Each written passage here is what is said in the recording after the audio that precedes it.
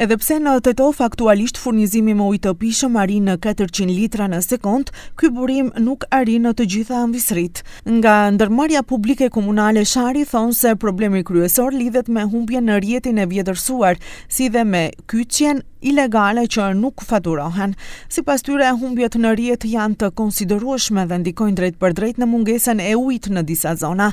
Drejtori i ndërmarrjes Valon Zeqiri thekson se aktualisht janë rreth 24.000 konsumator të regjistruar që faturohen për ujin, ndërsa krahasuar me operatorin EVN, i cili në Tetov ka mbi 40.000 konsumator, diferenca tregon për një numër të madh përdoruesish që nuk paguajnë.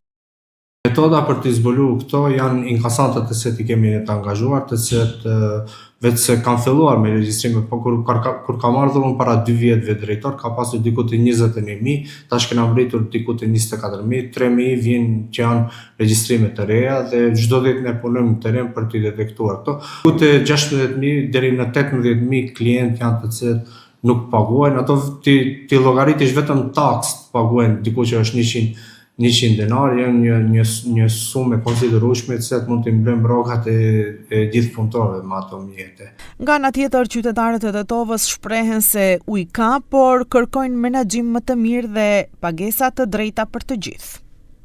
Uji ka në Tetovë, edhe fshatarët vënë mbushin me kanta të mëdha, por punë duhet çdo ditë.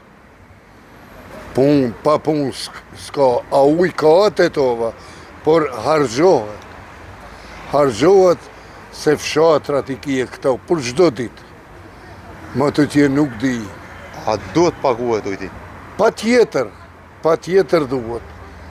Treba da plata voda je to najozbiljno nešto u sve što treba. Voda treba da se plaća i treba da ima redovno. Toliko je matematika da se voda treba. Ja.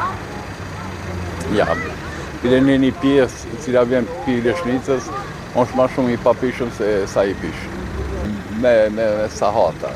Dihet kush se sa shembull dikush ka di antar, paguhet një sigurisht që ka 6-7 antar, nuk është e rarë. Sipas një studimi të fizibilitetit, në Tetov rreth 35% të ujit humbet në rrjetin e amortizuar, ndërsa edhe 35% tjetër konsumohet por nuk faturohet, kryesisht për shkak të lidhjeve ilegale.